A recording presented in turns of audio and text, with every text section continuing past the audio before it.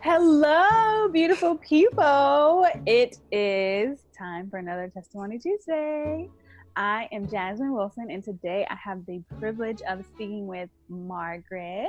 Since it is January, we will be talking about relationships, how God has impacted our relationships and just allowing us to maneuver through those and how those have just evolved over, our seasons of life. What would you say is probably your most influential relationship for this season that you're in, or maybe the last season that you just kind of transitioned out of? My relationship with the woman that's discipling me right now, just because that's been the relationship that has really pushed me and helped me to focus on who God is and who his character is. And through that, I've learned even more about myself. And so I think that that has been the most influential relationship in my life right now. Relationships take a lot of vulnerability. They take a lot of practice and a lot of effort. And so, especially with discipleship, like I feel like that's something where you really have to just like let down your walls and say like, hey, I'm going to let you in, and I'm going to trust that you're not going to, take advantage of the power that I'm giving you to speak into my life. How do you find that balance? Sometimes she'll actually joke about me having like an application process for people in my life before I trust them, because it takes me a long time. Like that's something that I can struggle with that sometimes depending on the relationship. I think from the very beginning, she was very intentional. After me calling her so many times, she was like, okay, so what is it that you're expecting from this relationship?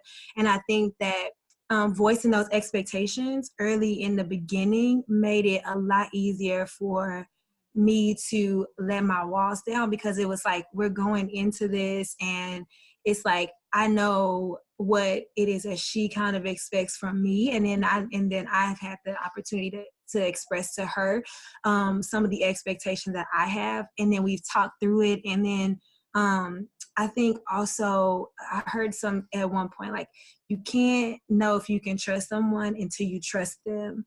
And so I would tell her things, but it would be like little stuff. And then I saw how she responded or what she did with that. And that made my walls come down, because I saw that, oh, okay, this is a safe place for me to share this. This is a place where I don't have to be perfect. I can be vulnerable. I can let my walls down. Knowing the expectations in those relationships, expressing your expectations, and then just continuing to build even when you get upset or when someone hurts you. Like, you have to say, okay, am I willing to keep pushing into this relationship, or am I going to put my walls back up and back off? In the midst of kind of figuring out what vulnerability was and what that looked like in my life, I read a book, and the author talked about how people gain your trust. And she was using the analogy, when someone earns your trust, it's not like they do a bunch of big gestures to earn your trust. She used the analogy of a marble jar. And every time someone does something for you, they get a marble in their jar. And then every time they hurt you, you take a marble out. But it was a bunch of a collective of little things, just things that you don't necessarily put weight onto, but things that when they happen, you recognize that, oh, that's really important. So I think that's really important in relationships as well, is having that vulnerability, because, I can definitely agree and relate to what you're saying about having those walls up. And it's hard to be vulnerable. Like it's, and it's scary. Yeah. Like you never know what you're going to get back. You don't know if the person is going to receive it, or if they're going to criticize you, and then also like, you don't really know. I always try and remind myself that everyone's responses is based on their experience and their livelihood. You have to learn how to balance and how to receive people for who they are, rather than like what you thought they were going to be or what you kind of expected them to be. Yeah. I think that when we express expectation, we can't always expect that person is just going to be like, yes, like I can do that. Sometimes it's going to be a conversation like, hey, I actually don't have the capacity to do that. Or, maybe that's going to put them in a space, and they're like, hey, actually, I can't do that, but here's what I can do. Or, and you just kind of have to decide how to move forward with that. If that's an expectation that's like a non-negotiable, and you're like, no, this, then you can't do it. Or you say, hey, okay, I understand that this person can't meet this expectation, but I still want to pursue this relationship, whether that's a friendship, a mentorship, a romantic relationship, whatever, you know. So it's kind of like a decision factor in that. So yeah. When I hear the word expectation, it always makes me like think of the weight that we're giving someone. This is what I anticipate this relationship looking like based on who I am and who you are and what our dynamic is in my life. But then I also see it from the other perspective of saying like, no one else should be responsible for what you receive. One of the things that I'm learning, and this is also just through discipleship, is to trust God in relationships more than I trust the person that I'm doing relationships with. Because people are flawed. There are going to be times when people let you down, people hurt you, people don't come through for you. And you in those situations, you have to trust God more than you trust that person, right? But I think when it comes to expectations, it's like all it's doing is opening up communication between you and the other person, because whether we know it or not, we come into every relationship with expectations of what it's going to be like or what we want it to be like. And by expressing those up front or as they come up, like you're giving the other person a chance to respond to those expectations. And as opposed to you have these unsaid expectations and then this person does something and then you like flip out about it and they didn't even know that was something that you had ever expected of them because you didn't express it. And so, but I think that there's a line between that and then demanding that someone act a certain way in order to get a certain response from you. I also get where you're saying like your responses or reactions shouldn't necessarily be dependent on another person, but I do think that sometimes they are impacted or influenced by the actions of the person that you're doing a relationship with. What do you think about the whole concept of you're responsible for your own happiness? So we get to choose how we allow people to impact us. I'm asked often, like, what can you control in this situation? I can't control other people's reactions or words or thoughts. The only thing I can control are my own actions, my responses, my thoughts.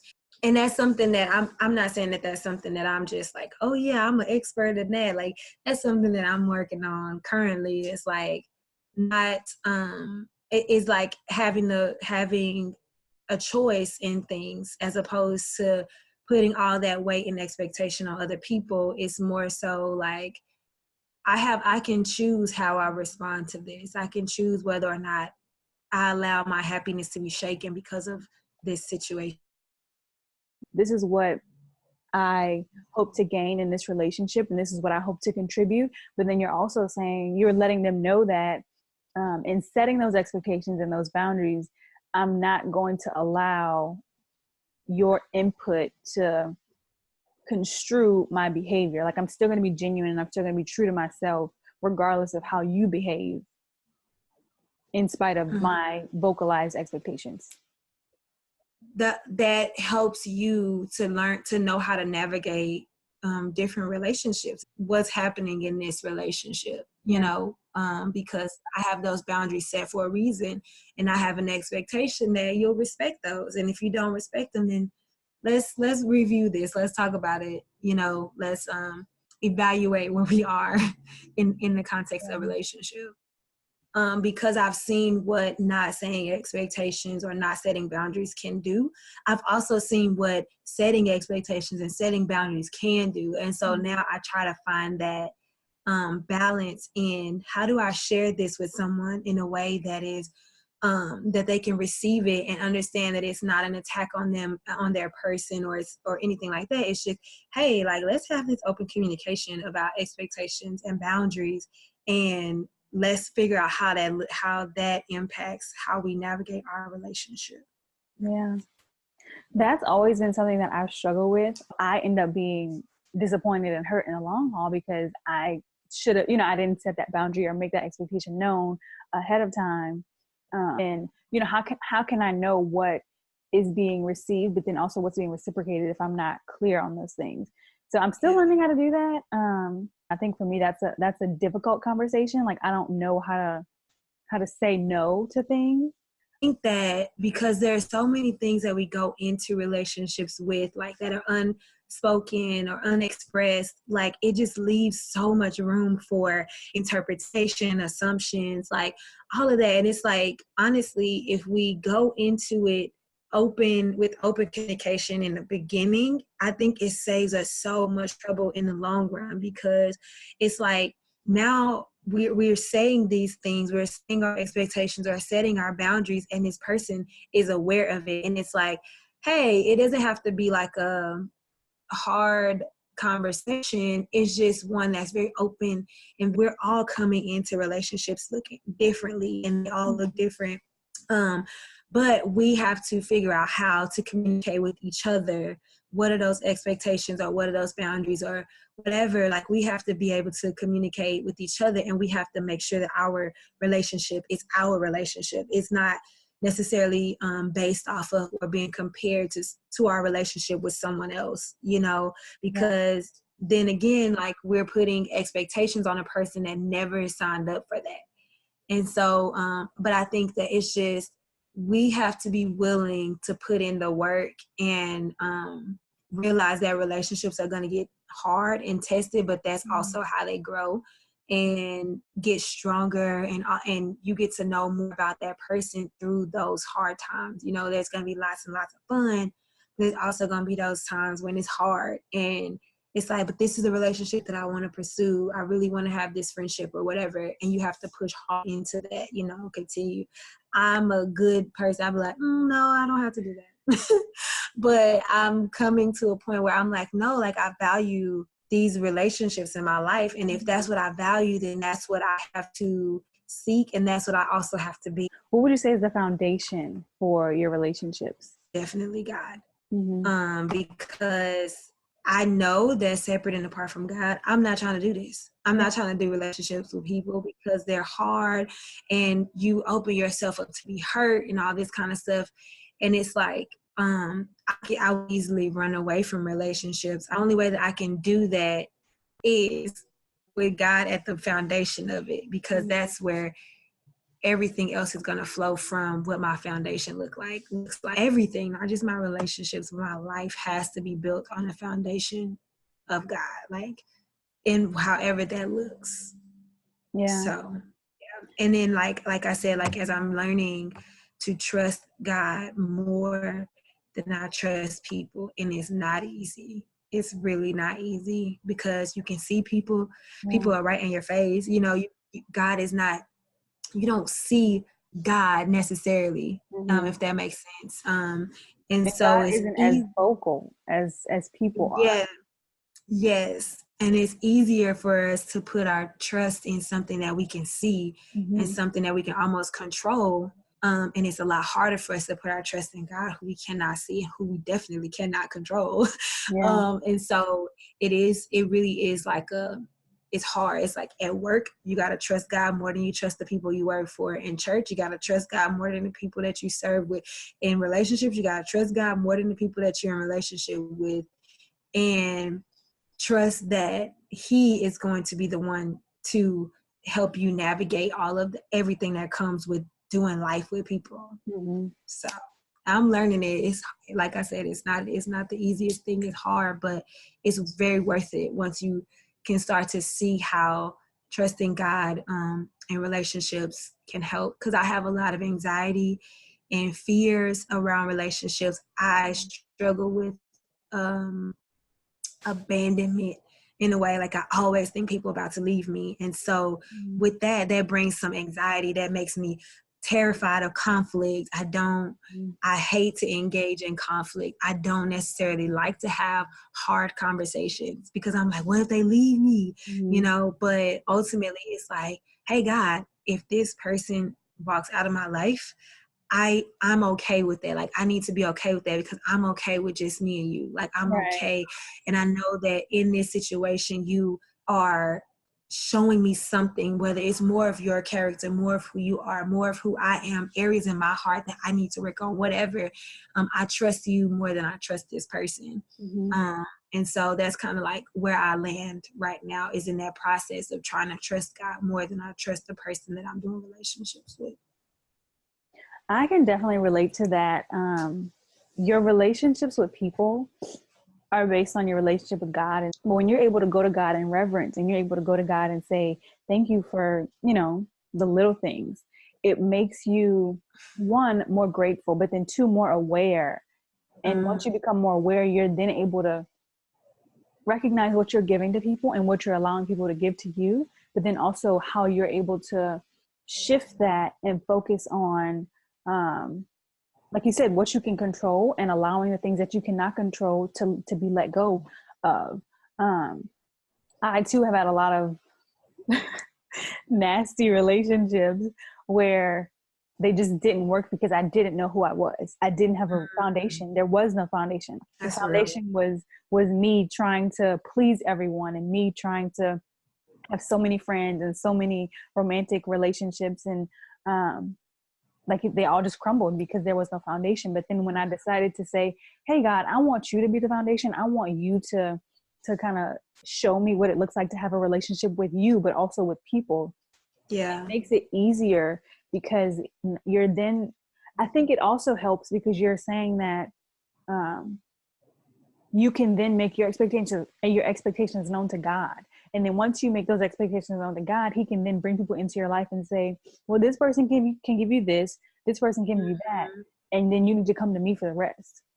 And you can have that balance in knowing that this is a heavy burden. I can't give this person this burden, even though I can see them. So then I have to then turn around and surrender this to God, because I know that God is the only person that can truly lighten this burden and, make this an easier transition for me. Yeah, absolutely. That's good. One of the things that I have come to realize is before God was the foundation or the focus of any part of my life, I looked to relationships a lot to fill voids in my life. And when I did that, I put so much weight and heaviness on the other person, because with every romantic relationship, I was looking for them to fill a void that was left from me not growing up, having my dad around. Like, that's a huge weight to put on somebody else, and they don't even know it. Like, they was so unaware that was a weight that I put on them.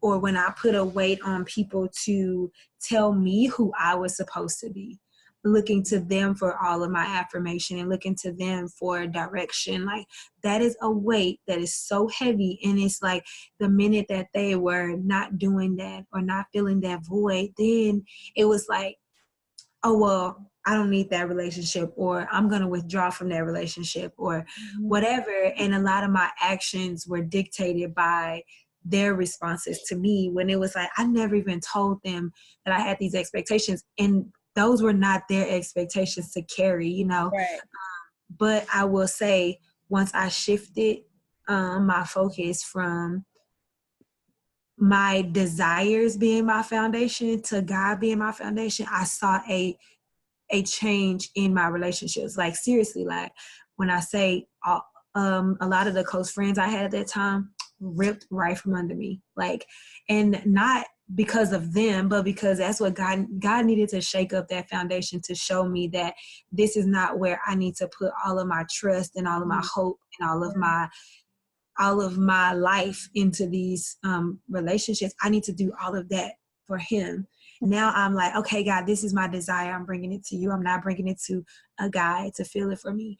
And in like looking to people for guidance and like to tell me who I am, I'm like, okay, God, how do we make this something that brings glory to you? So I want to seek wisdom. I can't be running after affirmation and applause, and every once in a while, like, sometimes I still struggle with that. That's still a struggle that I have, but ultimately, I'm so grateful for the people that I have in my life because they are always pushing me back to Jesus, not to themselves.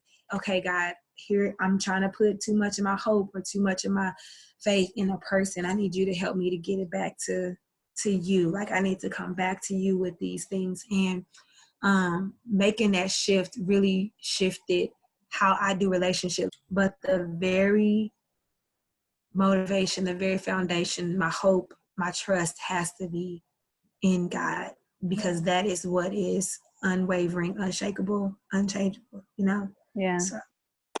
God challenged me and he said, I want you to just be abstinent, don't date, don't talk to anyone, don't do anything for 6 months. And I'm like, I've tried this before, but I'll let you tell me what to do, and I'll say that I did it. So I was like, okay, 6 months. It's gonna be hard, but I'll do it. I got through the 6 months. There was no temptation. There was no no one was approaching me. There was nothing. Like I was like, okay, this is easy. I can do this. So got to the 6 month mark, and God was like, okay, give me 6 more months. And I'm like, okay, cool. That first 6 months was easy peasy. Like I can do this again. So I got to the end of the second 6 months, and I prayed about it, and I was like, thank you, God. I finally see that you're, building that foundation with me. You're allowing me to redevelop myself and recommit to what you have called me to be. And I've been having like these unnecessary, like unproductive desires about like marriage and having a family and dating and all these things. And not necessarily putting a lot of weight on it, but just like it occupies a lot of my mind. And so recently I was like, okay, you asked me for a year. I gave you a year. Why haven't you sent me my man yet? And hearing you talk about that reminded me that there's still things that he needs to teach me. And so even though I've learned my self-worth and I've learned how to value myself and I've learned who I am, there's still more that he needs to add to that and to unpack into that. Because if I go into a relationship and there's still pieces that are missing, that relationship is going to crumble. Like regardless of how strong my foundation is, and regardless of what I know about myself, if you're not prepared and if you're not adequately equipped to do the work that you've been called to do, you're going to fail. And I mean, failure is okay, but in relationships, you don't necessarily want to go into a relationship knowing that you're going to fail, because people get hurt. Like people's lives are at stake, and people's health. And to me, that's not something that you want to take lightly when someone gives you their time and their presence and just their love. And so thank you for saying that and allowing God to speak through you to me, because I was really just like, not upset about it, but just concerned. Like, okay, first of all, I'm having these desires. I don't know if they're coming from you or if these are just the things that I'm using to please my flesh. But then also I'm just like, well, I was obedient. So why isn't my obedience being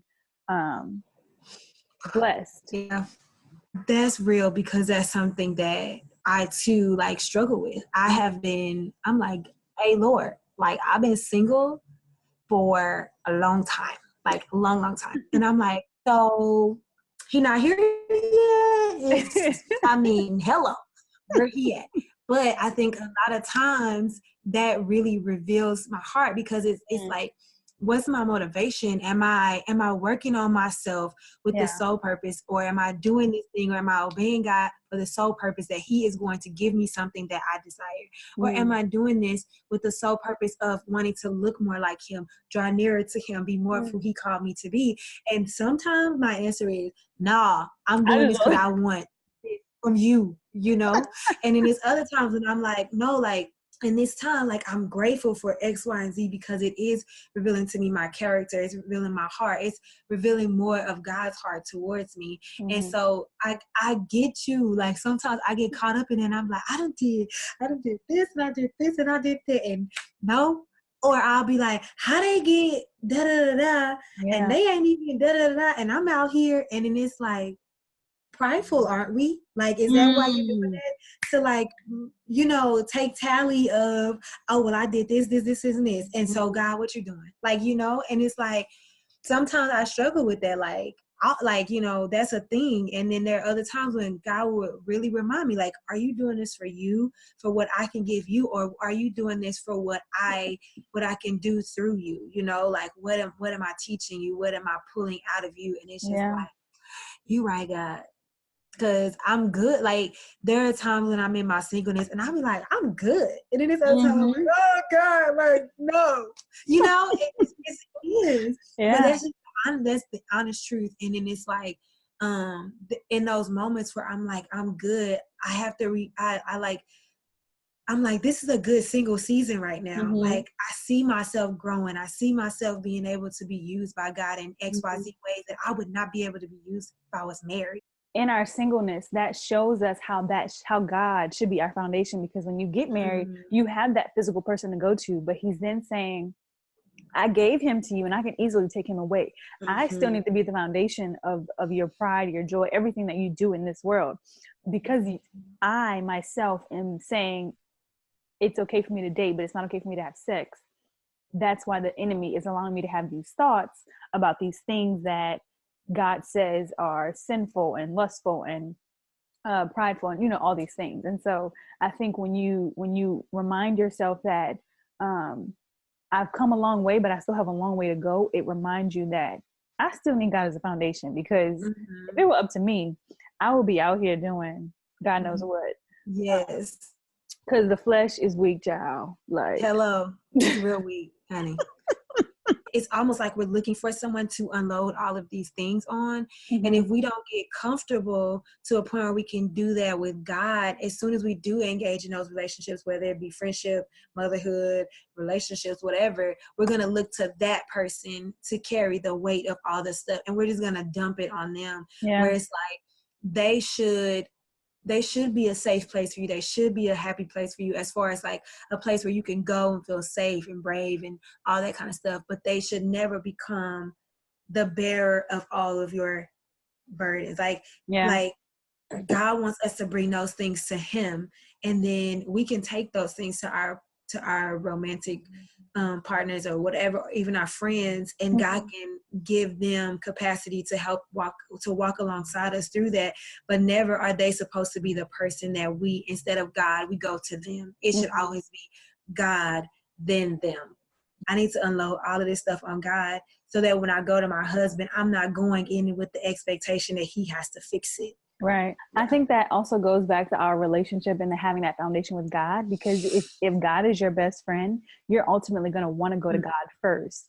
But then when you go, because a lot of times we just need to vent, and we need to hear ourselves vent, and we need to know that verbal process. Right. It's been said. I've gotten it off my chest. I feel a little bit better. So then once you've done that with God, you then have the capacity to say, well, that's not that big of a deal. Let me go bounce this idea off of this person. And God will give you the discernment to know who can handle what from you and what they can give you. Because like you said, it makes no sense for you to unload on someone that has no control to make you feel, be, or do better in whatever it is that you're focusing on. Yeah. And no capacity. And if they don't have the capacity to take that on, then it's just another disappointment waiting to happen. And it's just like, no, take it to God first. And then verbally process it with your friends when some of the emotion and the cloudiness is taken off, like removed a little bit, to where now you've taken it to God, and now he is opening you up to be able to receive whatever he may say through this person that he's put on your heart to go talk to about that situation. Yeah, definitely. Yeah. Wow. Thanks for your honesty. Thanks for your vulnerability. Thanks for your time. I know that time is a valuable asset. So I appreciate your time and speaking with me today. Thank you for having me. It was great. I enjoyed it. I hope you enjoyed this Testimony Tuesday as much as I did. I will see you next week, and don't forget to keep on going with him.